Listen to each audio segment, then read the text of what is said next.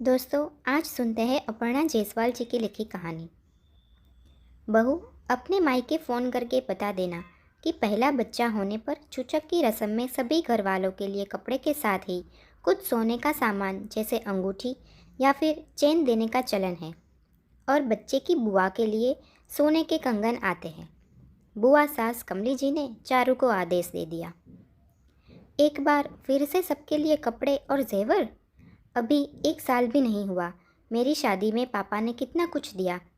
परिवार में अकेले पापा कमाने वाले, उस पर दादी की डॉक्टर की दवाइयाँ और सोहम की इंजीनियरिंग का खर्चा, और इन सब के बीच मेरी शादी के खर्च के लिए लिया लोन। फिर से इतना भारी खर्च कैसे पूरा कर पाएंगे। काश मुझे पता होता कि बच्चा पैदा करने पर एक बार फिर मेरे मायके वालों को नोचा जाएगा तो मैं बच्चा ही पैदा नहीं करती। चारू सोचते सोचते ही रो पड़ी। तभी उसकी सास सरला जी उसके लिए लड्डू लेकर आई। बहू, लड्डू खा लो, भूख लगी होगी तुम्हें। और लाडो अभी तक सो रही है क्या? चारू कुछ ना बोली। सरला जी ने देखा कि चारू रो रही है तो प्यार से उसके सर पर हाथ रखते हुए बोली, क्या हुआ बहू, माँ की याद आ रही है? बस थोड़े ही दिन की बात है, चूचक रस्म के बाद तुम मायके चली जाना। मम्मी जी, आपसे कुछ कहूँ तो आप बुरा तो नहीं मानेंगी?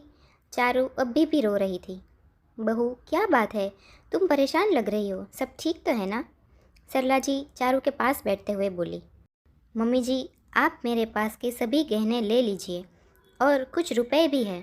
आप उनसे यहाँ के सभी लोगों को जो देना चाहती है वो मंगवा लीजिए, लेकिन मेरे मायके से चूचक के नाम पर गहने मत मांगिए। पापा के ऊपर मेरी शादी का ही कर्ज है, और फिर घर के खर्चे, छोटे भाई के कॉलेज की फ़ीस। उनके पास अब इतना सामर्थ्य नहीं कि वो भर भर कर सामान दे पाए। चारू बोलते बोलते रो पड़ी। पागल हो गई हो बहू, खबरदार जो अपने गहने और रकम देने की बात दोबारा की तो। मैं हूँ ना, फिर क्यों फिक्र कर रही हो? तुम सिर्फ आराम करो और खुश रहो। जच्चा बच्चा दोनों हंसते हुए मुझे दिखने चाहिए, बाकी सबकी चिंता मुझ पर छोड़ दो, सरला जी ने प्यार से डांटते हुए कहा। लेकिन मम्मी जी, बुआ जी ने आदेश दिया है कि पहले बच्चे के चूचक पर सभी रिश्तेदारों ननंदों के लिए कपड़े जेवर आने चाहिए, चारू ने बताया। बुआ जी की बात पर ध्यान मत दो, उनकी आदत कुछ न कुछ बोलने की है, सरला जी ने चारू को लड्डू खाकर बेफिक्र आराम करने को कहा। कुआं पूजन के दिन चारू का दिल घबरा रहा था। पड़ोसी और रिश्तेदारों से घर भर गया था। सुबह से कमली बुआ जी 4 बार उससे बोल चुकी थी। बहू, मायके में अच्छे से बता दिया था ना कि क्या क्या लाना है? हाँ जीजी, मुझे भी देखना है कि सरला के समधनिया ने क्या भेजा है।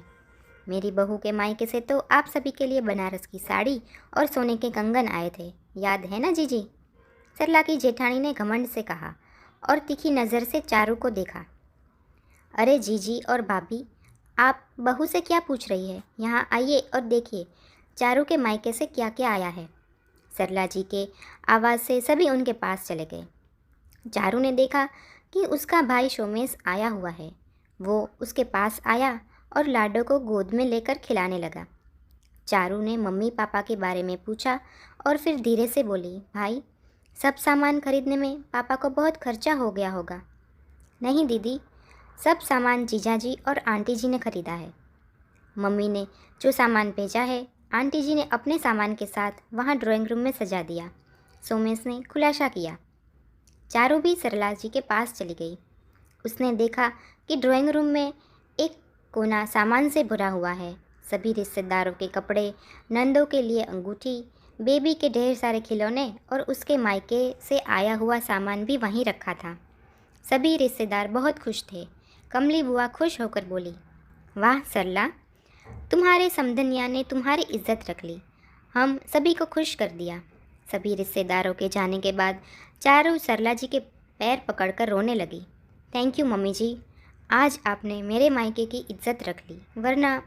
सरला जी ने चारू को उठाया और उसके बहते आंसुओं को पोंछते हुए बोली, मायके की इज्जत सभी बेटियों के लिए खास होती है, लेकिन यह ससुराल के रिश्तेदारों को समझ नहीं आता है। इतना बड़ा परिवार है, कहाँ तब सबको खुश करे, कोई ना कोई नाखुश हो ही जाता है। मैं नहीं चाहती थी कि जो अपमान मेरे मायके वालों का इन लोगों ने किया था वही तुम्हारे मायके वालों के साथ हो। उस समय मैं कुछ नहीं कर पाई थी, लेकिन आज यह सब करके मुझे ऐसा लगा कि मैंने अपने मायके की इज़्ज़त बचा ली। जितना यह घर मेरा है, उतना ही तुम्हारा है, इसलिए तुम्हारा सम्मान अब मेरा सम्मान है। सासू और बहू का रिश्ता हमेशा खट्टा और तकरार का होता है, लेकिन मैं चाहती हूँ कि हम दोनों के रिश्ते की खिचड़ी में तड़का चटपटा, मज़ेदार, मीठा और प्यार का हो। मम्मी जी, आपने सही कहा। जिस घर में आप जैसी माँ हो, उस घर की खिचड़ी में तड़का हमेशा प्यार और विश्वास का ही होगा। आपकी बहू बनना मेरे लिए बहुत बड़ी खुशनसीबी है। चारों की आंखें खुशी से छलक गई। सरला जी ने चारों को ऐसे गले लगाया जैसे बरसों का कोई दर्द आज दूर हो गया। बस इतनी सी थी ये कहानी। दोस्तों, अगर आपको हमारी कहानियाँ अच्छी लगती है तो प्लीज़ वीडियो को एक लाइक करना, शेयर करना और चैनल को भी सब्सक्राइब कर लेना। धन्यवाद।